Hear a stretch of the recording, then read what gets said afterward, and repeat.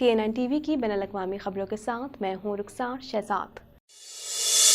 Canada کے شہر Toronto میں برفانی طوفان کے بعد بحالی کے کام کا آغاز کر دیا گیا ہے، جبکہ پہلے مرحلے میں سڑکوں کو کھولنے اور دیگر ذرائع آمد و رفت اور بجلی کی تنصیبات کی بحالی کے لیے کام کیا جا رہا ہے۔ مزید جانتے ہیں اس رپورٹ میں۔ کینیڈا کے شہر ٹورنٹو میں ہونے والی شدید برف باری میں PIA کا طیارہ بڑی تباہی سے بچ گیا۔ کپتان نے اپنی ماہرانہ کارکردگی سے بحفاظت اتار لیا۔ اس حوالے سے PIA ذرائع کا کہنا ہے کہ بوئنگ 777 طیارہ ٹورنٹو ایئرپورٹ کے قریب تھا کہ شدید برف باری شروع ہو گئی اور طیارہ برفانی طوفان کی زد میں آ گیا۔ PIA کے کپتان نے حاضر دماغی اور مہارت کا مظاہرہ کرتے ہوئے طیارے کو کنٹرول کیا اور بحفاظت ٹورنٹو ایئرپورٹ پر اتار لیا۔ طیارے کی لینڈنگ ہوتے ہی ٹورنٹو ایئرپورٹ اتھارٹی کے عملے نے رن وے اور اطراف کے ایریا کو کور کیا اور ہنگامی بنیاد پر مشینری کے ذریعے برف ہٹانے کا کام شروع کر دیا۔ ذرائع کے مطابق پرواز PK 797 لاہور سے ٹورنٹو پہنچی تھی۔ پرواز کو بحفاظت اتارنے پر PIA کے CEO ارشد ملک نے کپتان اور فضائی عملے کو شاباشی دیتے ہوئے ان کی کارکردگی کو سراہا۔ CEO ارشد ملک نے ٹورنٹو ایئرپورٹ انتظامیہ کا بھی شکریہ ادا کیا، جنہوں نے رن وے پر سے فوری طور پر برف ہٹا کر طیارے کو پارک کروایا۔ ٹورنٹو اور GTA کے علاقوں میں برفانی طوفان کے بعد بحالی کے کام کا آغاز کر دیا گیا ہے اور پہلے مرحلے میں سڑکوں کو کھولنے اور دیگر ذرائع آمد و رفت اور بجلی کی تنصیبات کی بحالی کے کام کا آغاز کر دیا گیا ہے۔ حکام کا کہنا ہے کہ آئندہ چند دنوں میں صورتحال معمول پر آ جائے گی اور شہری سہولیات کے تمام ذرائع کو بحال کر دیا جائے گا۔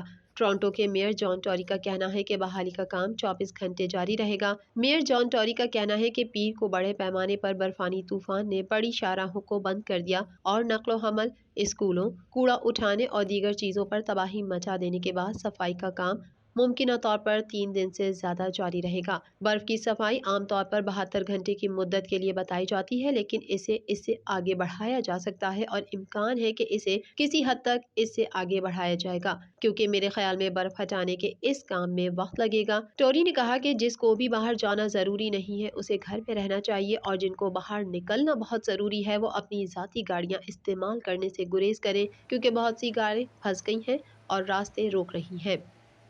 کینیڈین حکام نے چین کی جانب سے اس دعوے کو مسترد کر دیا ہے کہ کینیڈا سے پارسل کے ذریعے اومیکرون چین بھیجا گیا۔ مزید جانتے ہیں اس رپورٹ میں۔ کینیڈا نے چینی محکمہ صحت کے حکام کے اس دعوے کو کہ کووڈ-19 کی اومیکرون ویریئنٹ بیجنگ کے ایک رہائشی کو کینیڈا سے باقاعدہ میل کے ذریعے بھیجا گیا تھا، پیر کو مضحکہ خیز اور مزاحیہ قرار دے کر مسترد کر دیا۔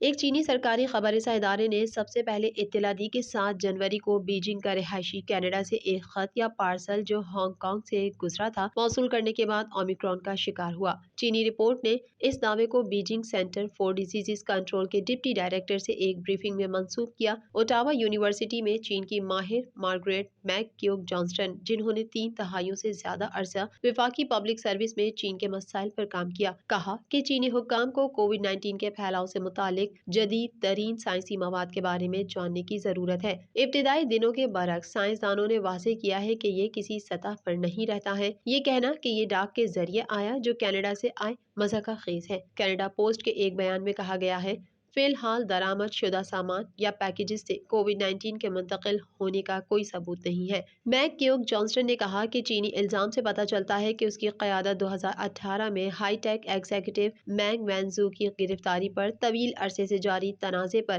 اب بھی کینیڈا سے ناراض ہے۔ ایک حوالگی کیس جسے گزشتہ سال خارج کر دیا گیا تھا، جسے اب کینیڈا نے واپس جانے کی اجازت دے دی تھی۔ اس معاملے نے کینیڈا اور چین کے تعلقات کو بہت نچلی سطح پر پہنچا دیا۔ میک کیوگ جانسٹن نے کہا کہ چینی صدر شی جن پنگ ذاتی طور پر مینگ کی گرفتاری سے ناراض ہیں اور ممکنہ طور پر جب بھی موقع ملے کینیڈا کو نشانہ بناتے ہیں۔ کینیڈا میں کورونا وائرس کے سبب سب سے زیادہ ہلاکتیں کیوبیک صوبے میں ہوئی ہیں۔ صوبے میں کورونا وائرس کے مجموعی کیسز کی تعداد 8,01,153 ہے۔ مزید تفصیلات جانتے ہیں اس رپورٹ میں۔ کینیڈا بھر میں کورونا وائرس کے پھیلاؤ میں ایک بار پھر اضافہ دیکھنے میں آ رہا ہے۔ کینیڈا میں کورونا وائرس سے متاثرہ افراد کی تعداد 28 لاکھ سے تجاوز کر گئی ہے۔ آخری اطلاعات کے مطابق کینیڈا بھر میں کورونا کے مریضوں کی مجموعی تعداد 28,01,451 تک جا پہنچی ہے، جبکہ ہلاکتیں 31,679 ہو گئی۔ ملک بھر میں 24,38,396 سے زائد مریض صحت یاب ہو چکے ہیں۔ آنٹیریو صوبے میں کرونا کیسز کی تعداد سب سے زیادہ ہے۔ صوبے بھر میں کرونا وائرس سے متاثر ہونے والوں کی تعداد 9,56,607 تک جا پہنچی ہے، جبکہ ہلاکتوں کی تعداد 10,628 ہے۔ کینیڈا میں کرونا وائرس کے سبب سب سے زیادہ ہلاکتیں کیوبیک صوبے میں ہوئی ہیں۔ صوبے میں کرونا وائرس کے مجموعی کیسز کی تعداد 8,01,153 ہے، جبکہ صوبے میں کرونا وائرس کے باعث ہونے والی ہلاکتوں کی تعداد 12,364 تک پہنچ چکی ہے۔ کینیڈین صوبے البرٹا میں بھی اس مہلک وبا میں اضافہ دیکھنے میں آ رہا ہے۔ البرٹا صوبہ اس وقت کرونا وائرس کی وجہ سے بحرانی صورتحال کا سامنا کر رہا ہے۔ صوبے میں 4,52,381 افراد کرونا سے متاثر ہو چکے ہیں، جبکہ 3,403 افراد ہلاک ہو چکے ہیں۔ برٹش کولمبیا میں کیسز کی تعداد 2,99,146 ہے، جبکہ صوبے میں کرونا وائرس سے ہونے والی ہلاکتوں کی تعداد 2,490 ہے۔ 5G ٹیکنالوجی کے تباہ کن اور خطرناک اثرات کے خدشات پر امارات اور جاپان سمیت مختلف فضائی کمپنیوں نے امریکہ کے لیے پروازیں منسوخ کر دیں۔ مزید تفصیلات جانتے ہیں اس رپورٹ میں۔ 5G ٹیکنالوجی کے تباہ کن اور خطرناک اثرات کے خدشات پر امارات اور جاپان سمیت مختلف فضائی کمپنیوں نے امریکہ کے لیے پروازیں منسوخ کر دیں۔ ان ایئر لائنز میں air India, ANA، Japan air lines اور ایمریٹس شامل ہیں، جن کی انتظامیہ نے امریکہ کے سفر کے لیے شدید خدشات کے پیش نظر پروازیں منسوخ کی ہیں۔ امریکہ میں JetBlue, American Airlines, Southwest, United Delta, UPS اور FedEx ان کمپنیوں میں شامل ہیں جنہوں نے خط لکھ کر خبردار کیا ہے کہ 5G سی بینڈ ٹیکنالوجی کے ایئر لائنز کے آپریشنز پر منفی اثرات مرتب ہوں گے اور زبردست معاشی بحران پیدا ہو سکتا ہے۔ 5G ٹیکنالوجی کے خطرناک اثرات کے خدشات پر امارات کے علاوہ Japan air lines, air India اور ANA نے امریکہ کے لیے پروازیں منسوخ کر دیں۔ کمپنیوں کا کہنا ہے کہ 1100 پروازیں اور 1 لاکھ مسافروں کو روزانہ تاخیر اور فلائٹس کی منسوخی جیسے مسائل کا سامنا ہوگا۔ اگرچہ امریکی فیڈرل ایویشن ایڈمنسٹریشن نے اعتراف کیا ہے کہ 5G ٹیکنالوجی سے طیاروں کے اہم سسٹمز متاثر ہو سکتے ہیں، جن میں ریڈیو الٹیمیٹرز شامل ہیں، تاہم ادارے نے امریکی طیاروں کے ایک بڑے گروپ کو 5G کے سی بینڈ کی موجودگی کے باوجود پروازوں کی اجازت دی ہے۔ ایئر لائنز کا کہنا ہے کہ ریڈیائی لہروں کی مداخلت کی وجہ سے پروازوں کو غیر معینہ مدت تک کے لیے گراؤنڈ کرنا پڑ سکتا ہے۔ دوسری جانب فضائی کمپنیوں کے خدشات پر امریکی ایئرپورٹس پر 5G سروس کی فراہمی ملتوی کر دی گئی۔ غیر ملکی میڈیا کے مطابق 2 امریکی موبائل نیٹ ورکس نے کچھ ایئرپورٹس پر 5G سروس کی فراہمی ملتوی کرنے پر اتفاق کیا ہے۔ ترک صدر طیب اردوان کا کہنا تھا کہ یوکرین کوئی عام ملک نہیں بلکہ ایک طاقتور ملک ہے جس کے بین الاقوامی سطح پر دوست موجود ہیں۔ اس حوالے سے مزید جانتے ہیں۔ ترکی کے صدر رجب طیب اردوان نے روس کو یوکرین پر حملہ کرنے سے باز رہنے کا مشورہ دیا ہے۔ قوم سے خطاب میں صدر اردوان کا کہنا تھا کہ یوکرین کوئی عام ملک نہیں بلکہ ایک طاقتور ملک ہے جس کے بین الاقوامی سطح پر دوست موجود ہیں۔ ترک صدر نے مزید کہا کہ کسی علاقے پر حملہ کر کے اس پر قبضہ کرنا آسان نہیں اور ماسکو کا یوکرین پر حملہ کرنے کا ارادہ حقیقت پسندانہ نہیں ہے۔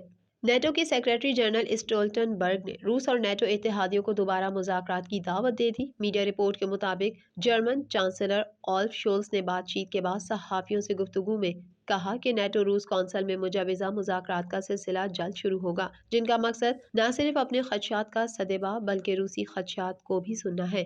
جرمن وزیر خارجہ کا کہنا ہے کہ روس نے یوکرین پر حملہ کیا تو اسے بھاری قیمت چکانا پڑے گی۔ ماسکو کے دورے کے دوران روسی ہم منصب کے ہمراہ پریس کانفرنس میں جرمن وزیر خارجہ نے کہا کہ برلن اپنے اقدار کے تحفظ کی خاطر اپنا معاشی نقصان بھی برداشت کر لے گا۔ روسی وزیر خارجہ سرگئی لاروف نے کہا کہ ماسکو سیکیورٹی ضمانت سے متعلق مطالبات امریکہ اور یورپ کے سامنے رکھ چکا ہے۔ روس کو امریکہ اور مغربی ممالک کے جواب کا انتظار ہے۔ امارات اسلامیہ افغانستان کے وزیر اعظم ملا محمد حسن اخوند نے عالمی اداروں سے ملک میں سرمایہ کاری کا مطالبہ کر دیا۔ مزید تفصیلات اس رپورٹ میں۔ امارات اسلامیہ افغانستان کے وزیر اعظم ملا محمد حسن اخوند نے عالمی اداروں سے ملک میں سرمایہ کا مطالبہ کر دیا۔ امارات اسلامیہ افغانستان کے وزیر اعظم ملا محمد حسن اخوند نے تقریب سے خطاب کرتے ہوئے عالمی برادری سے یہ مطالبہ کیا۔ انہوں نے کہا کہ اسلامی ممالک کو امارات اسلامیہ کو تسلیم کرنے میں پہل کرنی چاہیے۔ محمد حسن اخوند نے کہا کہ امارات اسلامیہ کرپشن کے خاتمے اور سیکیورٹی کرنے کی بھرپور صلاحیت رکھتی ہے۔ اور ملک میں سیکیورٹی قائم کر دی گئی ہے۔ وزیر اعظم امارات اسلامیہ نے عالمی اداروں سے ملک میں سرمایہ کاری کا مطالبہ کرتے ہوئے کہا کہ عالمی برادری افغانستان میں بنیادی امداد فراہم کرے، عارضی امداد افغانستان کے مسائل کا حل نہیں ہے۔ برطانیہ میں کورونا نے زندگیاں نگلنا شروع کر دی ہیں۔ گزشتہ 24 گھنٹوں میں 438 افراد جان کی بازی ہار گئے ہیں۔ مزید جانتے ہیں اس رپورٹ میں۔ برطانیہ میں کرونا نے زندگیاں نگلنا شروع کر دی۔ گزشتہ 24 گھنٹوں میں 438 افراد جان کی بازی ہار گئے۔ رپورٹس کے مطابق 24 فروری 2021 کے بعد اموات کی سب سے بلند شرح سامنے آ گئی۔ غیر ملکی میڈیا کے مطابق برطانیہ میں تقریباً 1 لاکھ افراد میں وائرس کی تصدیق ہوئی ہے۔ روس میں مزید 31,000 افراد وائرس سے متاثر ہوئے ہیں۔